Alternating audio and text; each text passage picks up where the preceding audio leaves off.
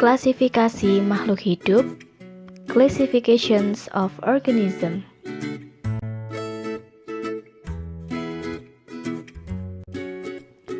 Klasifikasi merupakan suatu cara mengelompokkan makhluk hidup berdasarkan kesamaan ciri yang dimiliki. Tujuan klasifikasi yang pertama adalah untuk mempermudah, membandingkan, dan mempelajari makhluk hidup. Tujuan yang kedua, yaitu tujuan khusus dari klasifikasi makhluk hidup adalah mengelompokkan makhluk hidup berdasarkan persamaan dan perbedaan ciri-ciri yang dimiliki.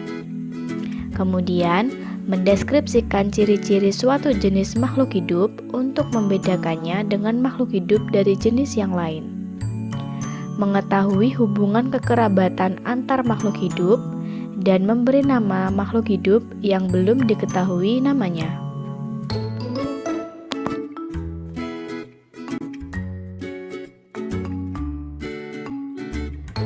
Dasar klasifikasi.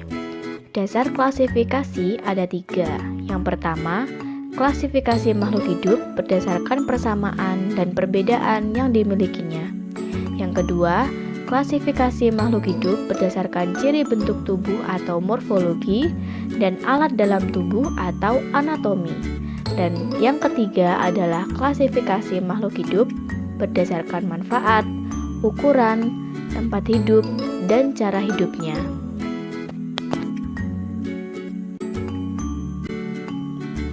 Ilmu tentang pengklasifikasian makhluk hidup disebut taksonomi, dan orang yang pertama kali melakukan klasifikasi adalah Carolus Linnaeus, dan ilmunya dipakai sampai sekarang. Dan Carolus Linnaeus dikenal sebagai Bapak Taksonomi modern. Tahapan klasifikasi. Yang pertama, identifikasi or identification. Yang kedua, pengelompokan or grouping. Yang ketiga, ciri identifikasi or identification key. The first of all is identification. Identifikasi adalah pengamatan terhadap makhluk hidup yang akan diklasifikasi. Yang diamati adalah ciri-ciri dan sifat makhluk hidup tersebut. Pengamatan meliputi morfologi, fisiologi, anatomi, kromosom, dan tingkah laku. Pada tahap ini, kita akan menentukan persamaan dan perbedaan antara dua makhluk hidup, kemudian menentukan apakah keduanya sama atau tidak.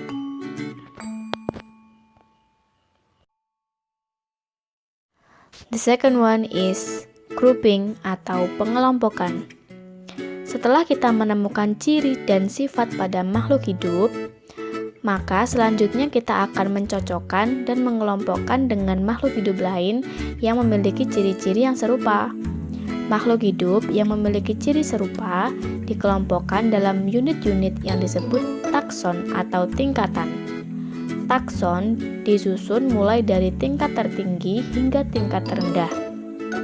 Urutan tingkatan takson mulai dari tingkat tertinggi ke tingkat terendah, yaitu kingdom atau regnum yang berarti dunia, phylum atau divisio, classis atau kelas, ordo atau bangsa, familia atau family, genus atau marga, spesies atau jenis, dan varietas atau ras.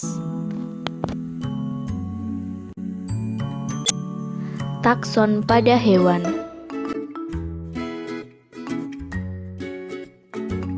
Takson pada hewan terdapat 8 yang bisa disingkat dengan Raja Picasso keluarga Genus.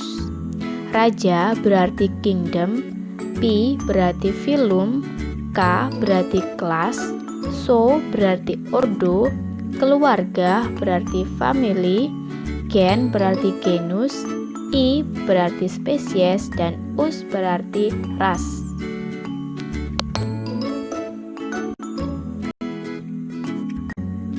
Takson pada tumbuhan.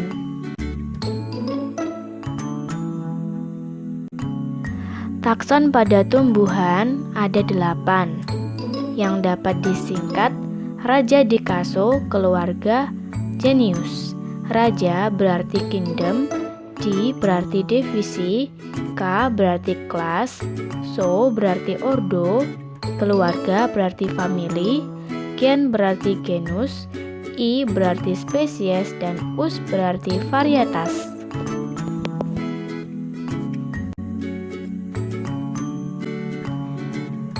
Tahapan klasifikasi yang ketiga adalah kunci determinasi, merupakan petunjuk yang dapat digunakan untuk mengidentifikasi kelompok maupun jenis organisme. Syaratnya, kunci harus dikotomi atau berlawanan kata.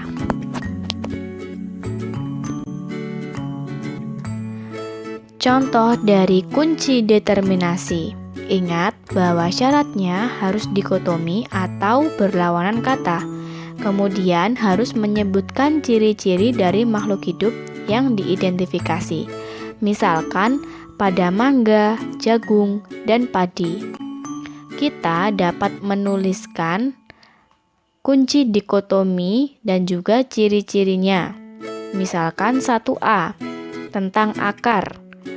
1A akar tunggang, berarti B merupakan lawan kata dari akar tunggang, yaitu akar serabut. Kemudian 2A. 2A kita berbicara tentang tulang daun. Misalkan 2A tulang daun sejajar, maka 2B itu merupakan lawan kata dari daun sejajar, yaitu daun menyirip. Kemudian 3A, misalkan kita berbicara tentang buah. 3A buahnya besar, maka 3B lawan katanya besar adalah buah kecil. Kemudian 4A, kita berbicara tanamannya bergerombol, maka lawannya adalah tanaman tidak bergerombol. Maka dari kunci yang kita buat, kita dapat menyimpulkan bahwa mangga adalah 1A, 2B, 3A, dan 4B. Yang berarti mangga mempunyai akar tunggang, mangga mempunyai tulang daun menyirip, mangga mempunyai buah yang besar, dan mangga merupakan tanaman yang tidak bergerombol. Kemudian jagung. Jagung berarti kita dapat menyimpulkan 1B, 2A, 3B, dan 4B.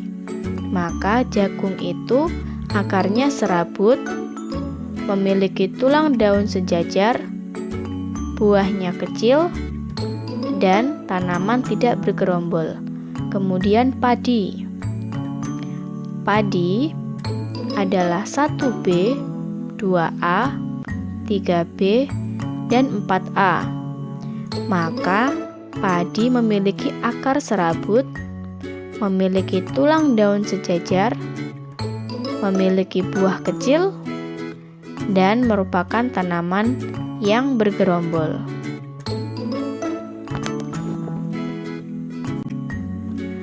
Tantangan dari Bunda, buatlah kunci determinasi pada 5 tumbuhan yang ada di sekitarmu. Buatlah catatan yang rapi dan kumpulkan di e-learning. Bunda tunggu ya.